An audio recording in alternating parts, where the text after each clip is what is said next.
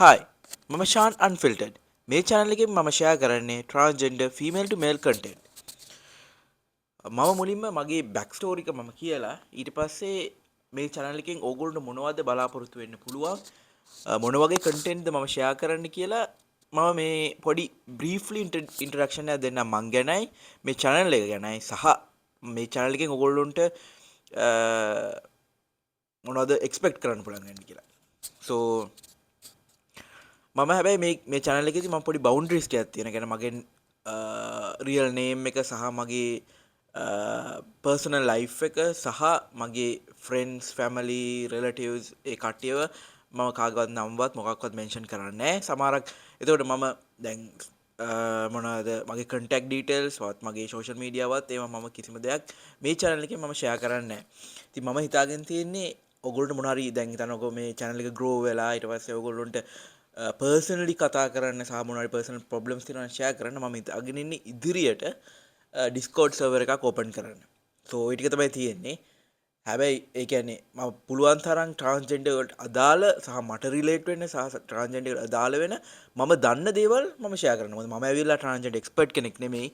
මමත් ඒ ප්‍රොසෙස් එක යන ඕගොල්ලෝ වගේම පුද්ගලයෙක්.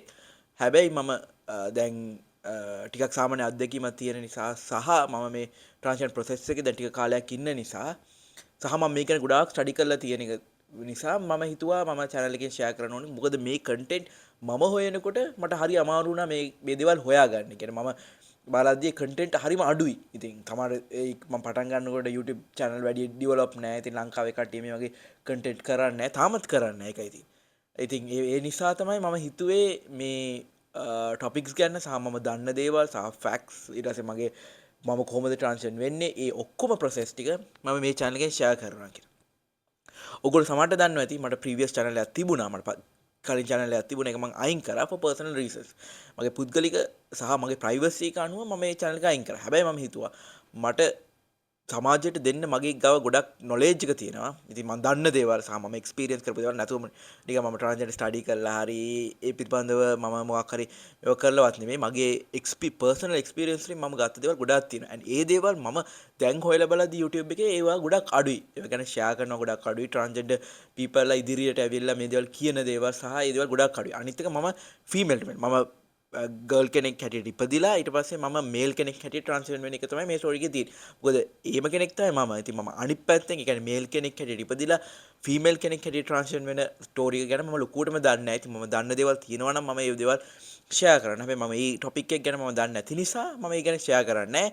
ඉතින් ඒ කියන්නේ ඔයගොල්ලන්ට ඔඩියන්ස් එකට ඒව ඕනේ නම් ඔයගොල්ලන්ට පුළුවන් රික්වෙස්ට් කරන්න කමෙන්ට් සෙක්ෂන් එකේ. දැනට දැන් මම Discord server එකක්වත් මුකුත් නැහැ. හින්දා දැනට ඔයගොල්ලන්ට තියෙන question සහ ඒ මොනවා හරි දැනගන්න තියෙන දේවල් තියෙනවා නම් පල්ලා කමෙන්ට් සෙක්ෂන් එකේ දාන්න. එතකොට මම ඊළඟ වීඩියෝ එකෙන් හරි නැත්නම් පොඩි දෙයක් නම් ඒ කමෙන්ට් එකේම ඒ කමෙන්ට් එක රිප්ලයි එකක් හැටියට මම දන්න දේවල් දන්න දෙයක් නම් ටොපික් එකක් නම් මම ඒ දේවල් ටික ෂෙයා කරන්න. නැත්නම් ඒක ලොකු දෙයක් ඔයගොල්ලෝ අහන එකක් නම් ඒක වීඩියෝස් එකකින් මම ගේන්නම්. එතකොට මම ඒක මෙන්ෂන් කරන්න කමෙන්ට් එකේ. ඔය ටික තමයි ක්ලියර් කරන්න. ඒ කියන්නේ මම මගේ බවුන්ඩරි සහ ඒ දේවල් ටික මම පොඩි රූල්ස් ටිකක් මම ක්ලියර් කරන්න තමයි ඔය ටික කියන්නේ. දැන් මගේ පර්සනල් ස්ටෝරි එකක් ගත්තම මෙහෙමයි. මම ලොකුවට මගේ පර්සනල් ඩීටේල්ස් ටික මම ෂෙයා කරන්නේ නැහැ. බට් පොඩි බෑක් ස්ටෝරි එකක් දෙන්නම්. මම කොයි වගේ පුද්ගලෙක්ද, මම කොච්චර දුරට ට්‍රාන්ස්ජෙන්ඩර් ගිහිල්ලා තියෙනවද, ඉතින් තව කොච්චර දේවල් මම ට්‍රාන්ස්ජෙන්ඩර් ගෙන් කරන්න ලෑස්තිලා ඉන්නවද සහ ඒ දේවල් ටික. සෝ මම ට්‍රාන්ස්ජෙන්ඩර් ඒ කියන්නේ මම මගේ සෙල්ෆ් එකෙන් මම අයිඩෙන්ටිෆයි කරගත්තේ මම ඇක්චුවලි ට්‍රාන්ස්ජෙන්ඩර් කියලා 2022. හැබැයි මම පොඩි කාලේ ඉඳලම මට තේරලා තියෙනවා මම වෙනස්. මම ඉපදිච්ච ජෙන්ඩර් එකේ විදියට ජීවත් වෙන්න කැමති සහ ජීවත් වෙන්න පුළුවන් කෙනෙක් නෙමෙයි කියලා. ඒතර මට ඒ දවස් පොඩි දවස්වල ඉඳලා මේ අවුරුදු 5ක් විතර කාලේ ඉඳලම මට තේරලා තියෙනවා මගේ හැසිරීම මම එතකොට අනිත් මගේ යාළුවොත් එක බලද්දී ඒගොල්ලොන්ගේ ජෙන්ඩර් එක තුල ඒගොල්ලෝ කොච්චර කම්ෆර්ටබල් වලි ඉන්නවාද කියලා. හැබැයි මම කොච්චර කම්ෆර්ටබල් නැද්ද කියලා. ඉතින් සමහරලාට මට මගේ සෙල්ෆ් එක මිරර් එකෙන් බලද්දි කියන මගේ නේකඩ් සෙල්ෆ් එක මිරර් එකෙන් බලද්දි මට ඒක ලොකු ප්‍රශ්නයක් කියලා දෙනවා. මට ඒක මෙහෙම බලන්නම් බැරි. ඉතින් ඒ වගේ දේවල් වලින් මම තාම මගේ ඒ කියන්නේ මගේ රිලටිව්ස් සහ ඒගොල්ලෝ පවා කියලා තිබුණා මම ගොඩක් වෙලාවට ජෙන්ඩර් ක්ලෝස් ඒ කියන්නේ ගෑන් ළමෙක් වශයෙන් පොඩි ගෑන් ළමෙක් වශයෙන් මම ඒ විදියට මම ඇඳලා ඊට පස්සේ ඒ විදියට ප්‍රසන්ට් වෙන්න මම කැමති වෙලා තිබුණේ නැහැ කියලා. ඉතින් මගේ ඒක ලොකු කාලයක් තුළ මගේ ජීවිතේ තිබිච්ච දෙයක්. ඒ කියන්නේ මම අඳින පළඳින විදිය, හැසිරෙන විදිය, මගේ ඇටිටියුඩ් එක, මගේ පර්සනැලිටි එක කිසිම විදිහකින් මම ඉපදුන ජෙන්ඩර් එකට සමාන නැහැ. ඉතින් ඒ දේවල් තුලින් මම තේරුම් අරගෙන තිබුණා මම වෙනස් කියලා. ඊට පස්සේ අනිත් දේ තමයි මට අවුරුදු 16 දී මට මෙන්ටල් ඩිසෝඩර්ස් හැදිලා තියෙනවා. ඒ කියන්නේ බයිපෝලා, බෝඩර්ලයින් පර්සනැලිටි ඩිසෝඩර් එකයි, ඇන්සයිටි. ඔය කීප ඔය දේවල් තියෙන නිසා අර මම ගොඩක් මගේ ඒ කියන්නේ ජෙන්ඩර් එකට තුලදී මම දන්නවා මම ජෙන්ඩර් එක තුල වෙනස් කියලා. හැබැයි මම ඒ දේවල් වලට ફોකස් කරන්නේ නැතුව මගේ ඒ මානසික තියෙන ඒ රෝග වලට තමයි මම ගොඩක්ම ફોකස් කරේ.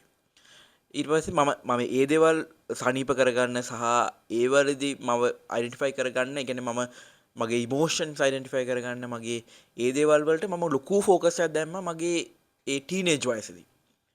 ඊට පස්සේ මම ඒකත් මේව කරගෙන මම කැම්පස් යන කාලෙදි තමයි මට තේරුනේ මගේ ජෙන්ඩර් එක සහ මගේ සෙක්ෂුවල් ඔරියන්ටේෂන්, මම ඇට්‍රැක්ට් වෙන්නේ මොන ජෙන්ඩර් එකටද කියලා කියන දේවල් මගේ තුලින් ක්වෙස්චන් වුණේ. එතකොට 2016 වගේ. ඒතර ওই කාලේ ඉඳලා එතකොට 2016 ඉඳලා 2022 වෙනකන් කාලය තුලදී මම ලොකු ක්වෙස්චනින්, ඒ කියන්නේ ලොකු ක්වෙස්චනින් පීරියඩ් එකක් ගියා ඔය මගේ ජෙන්ඩර් එක සහ මගේ සෙක්ෂුවල් ඕරියන්ටේෂන් එක, ඒ දේවල් ගැන. ඊට පස්සේ 2022 තමයි මම හරියටම මම ට්‍රාන්ස්ජෙන්ඩර් ටර්ම් එකත් අයිඩෙන්ටිෆයි කරගෙන මම ට්‍රාන්ස්ජෙන්ඩර් කෙනෙක් හැටියට මම සමාජයේ දී මම කමවුට් වෙලා ඊට පස්සේ මම සමාජයේදී ජීවත් වෙනවා. ඉතින් මම 2022 මුල් කාලේ, කියන්නේ ජනවාරි වල විතර වගේ තමයි මම තේරුම් අරගෙන ඊට පස්සේ මම ට්‍රාන්ස්ජෙන්ඩර් වෙන්න පටන් ගත්තා. මම මුලින්ම මේ මම විතර මගේ ෆැමිලි කට්ටියට කියලා, ඊට පස්සේ මගේ යාළුවන්ට මම කියලා, ඊට පස්සේ මම ඕම සමාජය තුළදී සෝෂලි ට්‍රාන්ස්ජෙන්ඩර් වෙලා මම ජීවත් වෙනවා ට්‍රාන්ස්ජෙන්ඩර් කෙනෙක් හැටියට ලොකු කාලයක්. ඊට පස්සේ ඒ කාලය තුලදී මම ගොඩක් වෙලාවට මට අයිඩියාවක් නැහැ කොහොමද ලංකාවේ තුලදී ට්‍රාන්ස්ජෙන්ඩර් වෙන්නේ, මොකද්ද ප්‍රොසීඩියර් එක, මොනවද ස්ටෙප්ස් මම කරන්න ඕන දේවල්, කොයි විදිහට මම ට්‍රාන්ස්ජෙන්ඩර් වෙන්න පුළුවන්ද, කොයි දේවල් ලීගල්ද, ඒවා මම කිසිම දෙයක් දැනගෙන හිටියේ නැහැ. පස්සේ ඒ කියන්නේ මම මුලින්ම මම කරපු දේ, මම සයිකියාට්‍රිස්ට් කෙනෙක් කොහොමද හම් වෙවිද මගේ මානසික රෝගවලට. ඒ ડોක්ටර්ට මම කතා කරලා මම කිව්වා මේ මම එහෙම ට්‍රාන්ස්ජෙන්ඩර්, මේ මට මේ ගැන ලොකු මේ එකක් නැහැ, මම කොහොමද මේක කරන්න කියලා. ඊට පස්සේ ඒ ડોක්ටර් ඉවලේ ඒක ලොකුවටම ගත්තේ නැහැ. මට ඒ වෙලාවෙත් පොඩි නිකන් අර මයින්ඩ් අවුට් වෙලා ගියපු මේ එකක් තේරලා තිබුණා. ඉතින් මම හිතන්නේ එයා ඒකට තමයි ફોකස් කරේ, අර දේවල් මේව කරන්නේ. ඊට පස්සේ මම කරේ ඉක්වල් ග්‍රවුන්ඩ්ස් කියලා මේකක් තියෙනවා. ඕගනයිසේෂන් එක ලංකාවේ. ඒක මම Google එකේ සර්ච් කරලා ඊට පස්සේ මම ඒකට කන්ටැක්ට් කරලා මම ඒගොල්ලෝගෙන් අහුවා කොහොමද මේ ට්‍රාන්ස්ජෙන්ඩර් පර්සන් කෙනෙක්ට කොහොමද ට්‍රාන්ස්ජෙන්ඩර් වෙන ප්‍රොසෙස් එක තියෙන්නේ කියලා. ඊට පස්සේ මම ඒගොල්ලෝ කිව්වා මම කැමති ප්‍රයිවට් කරන්න. මම ඒ දවස්වල මම හිතුවේ නෑ කියන්නේ ගවර්න්මන්ට් හොස්පිටල් එක. මම සාමාන්‍යයෙන් මම ඇවිල්ලා ටිකක් ගවර්න්මන්ට් හොස්පිටල් වලට මුල් කාලේ, ඒ කියන්නේ පොඩි කාලේ ඉඳලා මම ගිහිල්ලා නෑ. මම සාමාන්‍යයෙන් නිතරම යන්නේ ප්‍රයිවට් හොස්පිටල්. ඉතින් මම මානසික රෝග වලටත් මම ප්‍රයිවට් හොස්පිටල් එකට තමයි ගියේ. ඉතින් මම ඒගොල්ලෝ කිව්වා මම ගවර්න්මන්ට් හොස්පිටල් එකකට යන්න මම එහෙම මේ එකක් නෑ. මට ප්‍රයිවට්ලි මේක කරන්න පුළුවන්ද කියලා. ඊට ඒගොල්ලෝ ඩොක්ටර්ස් කීපයක් කිව්වා. ඊට පස්සේ එතනින් මම තීරණය කරේ ඩොක්ටර් ගණේෂන් මහේෂන් කියන ඩොක්ටර් කෙනෙක්ව හම් වෙන්න යන්න. එයා ඉන්නේ නවලෝකේ. ඊට පස්සේ මම අම්මත් එක්ක මම මේ ඒ ඩොක්ටර් හම් වෙන්න ගියා. ඊට පස්සේ මම ගොඩ කාලයක් එයාගෙන් බේත් ගත්තා. ඊට පස්සේ මාස 6ක් විතර එයා කිව්වා එයාට ඉවැලුවේට් කරන්න ඕනේ, මගේ ඒ කියන්නේ මානසික මේවත් ඉවැලුවේට් කරලා තමයි එයාට මාව ට්‍රාන්ස්ජෙන්ඩර් විදියට, ඒ කියන්නේ මේ හෝමෝන්ස් ට්‍රීට්මන්ට් වල දාන්න පුළුවන් වෙන්නේ කියලා. ඒතර මේ ඔක්කොම කරේ ප්‍රයිවට්ලි. ඉතින් මම මාස 6ක් විතර එයාට ගිහිල්ලා ඊට පස්සේ මම එයාට කිව්වා මෙහෙම ආයෙත් මම නිතරම යන හැම සෙෂන් එකම ගානේ මම එයාට කියන මෙහෙම ට්‍රාන්ස්ජෙන්ඩර් ප්‍රොසෙස් එක කොහොමද මම කරන්නේ කියලා. කොහොම හරි ඊට පස්සේ මාස 6ක් විතර ගියාට පස්සේ ඊට පස්සේ යා මට රෙකමෙන්ඩ් කරා,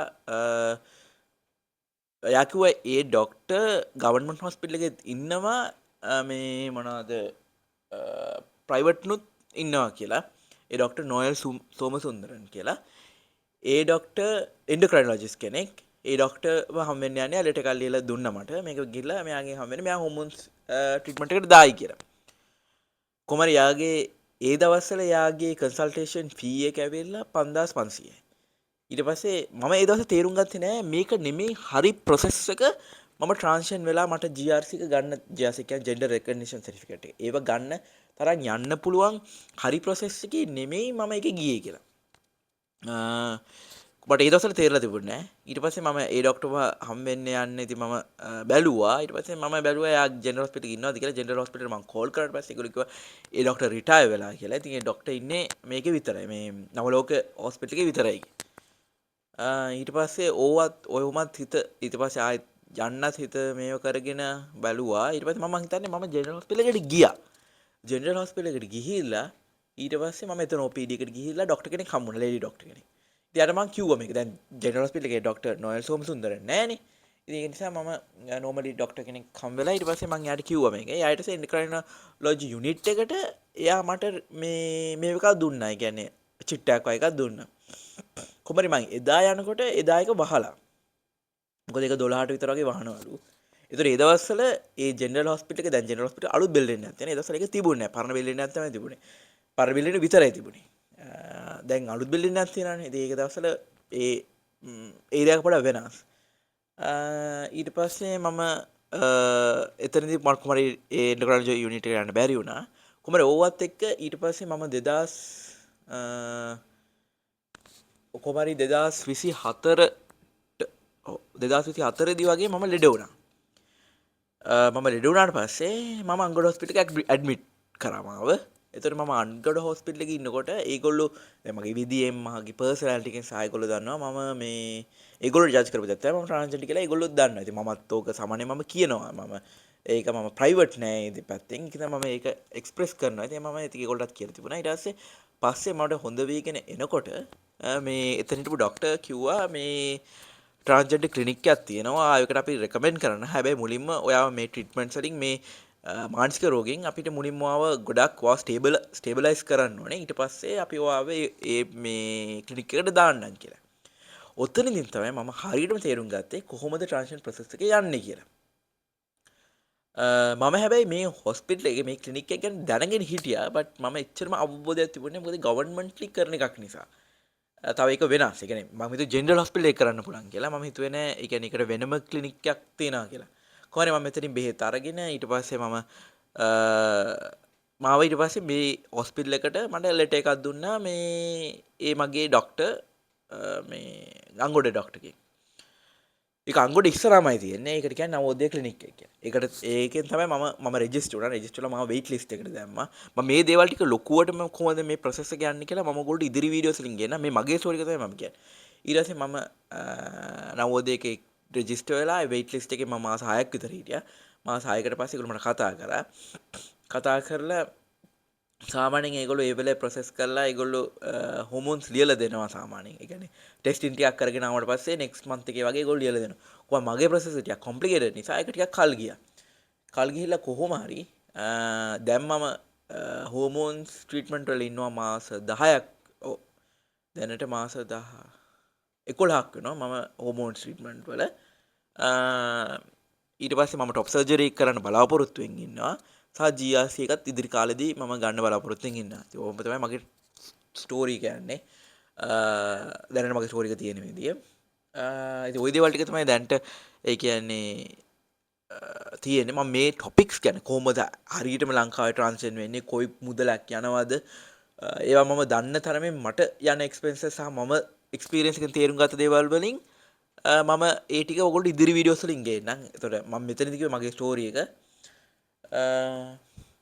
ඊට මේ channel එකෙන් ඕගොල්ලෝ කොහොමද එක්ස්පෙක්ට් කරන්න පුළුවන් වෙන්නේ ඒ කියන්නේ ට්‍රාන්ස්ජෙන්ඩර් මගේ ජර්නි එක ගැන සහ මට පුළුවන් වුණොත් vlogs වගේ දාලා මම ඒවා ඉදිරියේ දාන්න හිතාගෙන ඉන්නවා. ඒ කියන්නේ මම ඒ කියන්නේ එක්ස්පීරියන්ස් එක සහ ඒ තැනවල් කොහොමද තියෙන්නේ කියලා ඉතින් අර පොඩි vlog එකක් වගේ වීඩියෝස් මට ඒක ගොඩාක්ම ඉතින් එතන මේ වීඩියෝ කරන්න තමයි බැරි වෙයි. බට් මට පුළුවන් දේවල් මම සාමාන්‍ය ෂෝට්ස් හරි නැත්නම් ඒ වීඩියෝස් විදියට මම ෂෙයා කරන්න.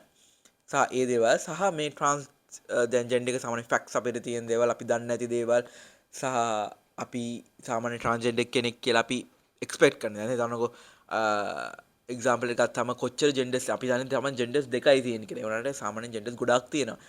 ජෙන්ඩර්ස් කියලා කියන්නේ ඉතින් ඒක ලොකු. ඒ කියන්නේ තමයි අපි හිතනවට වඩා ප්‍රමාණයක් තියෙනවා. ඉතින් ඒක ලොකු අම්බ්‍රෙලා ටර්ම් එකක්. ඉතින් ඒ වගේ දේවල් සාමාන්‍යයෙන් මේ දන්නේ නැහැනේ. ඉතින් ওই වගේ ටොපික්ස් වගේ දේවල් ටිකක් තමයි මම ෂෙයා කරන්න ඉන්නේ මේ channel එකෙන්. ඒ කියන්නේ ට්‍රාන්ස්ජෙන්ඩර් මගේ ස්ටෝරි එක ඉතින් ට්‍රාන්ස්ජෙන්ඩර් වෙන්නේ කොහොමද?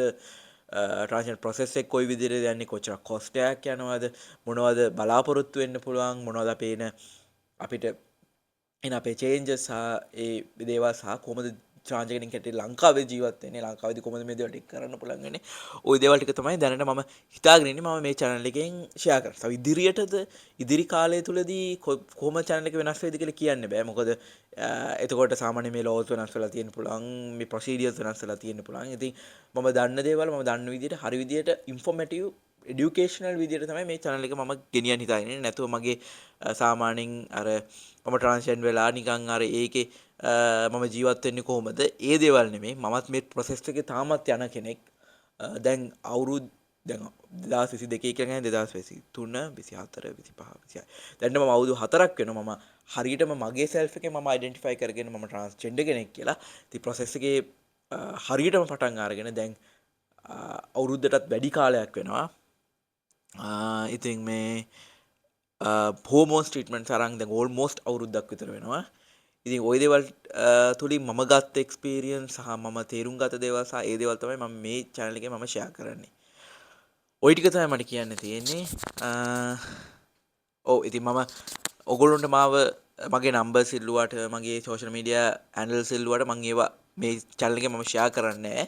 මම ඉදිරියේදී බලාපොරොත්තු වෙනවා මේ Discord server එකක් අරින්න. ඉතින් තාම මම ඒක කරන්න හිතුවේ නෑ. මොකද මේ channel එක තාම පොඩි සහ තාම පටන් ගත්තේ එක විතරයි. තාම ඒක subscribe කරගෙන ඉන්නේ. ඉතින් ওই දේවල් තුලින් මම තාම හිතුවේ නෑ මම channel එකක් open ඒ කියන්නේ Discord channel එකක් open කරනවා. but as the channel grows ඒ කියන්නේ channel එක grow වෙද්දී ඒක වෙනස් වෙන්න පුළුවන්. සහ ඔයගොල්ලන්ට පුළුවන් ඔයගොල්ලෝ මොනවද දැන්ට ඔයගොල්ලන්ට මොනවද questions හරි මොනවද දෙයක් තියෙනවා නම් පල්ලෙහා comment section එකේ දාන්න. මගේ personal details මම share කරන්නේ නෑ. හැබැයි ඔයගොල්ලන්ට තියෙන ප්‍රශ්න වලට මම පිළිතුරක් දෙන්න. ඒක ලොකු දිග ප්‍රශ්නයක් නෑ. මම ඒක වීඩියෝස් වලින් ගේන්න. ඔය ටික තමයි මට කියන්න තියෙන්නේ. එහෙනම් අපි next video හම්බෙමු. bye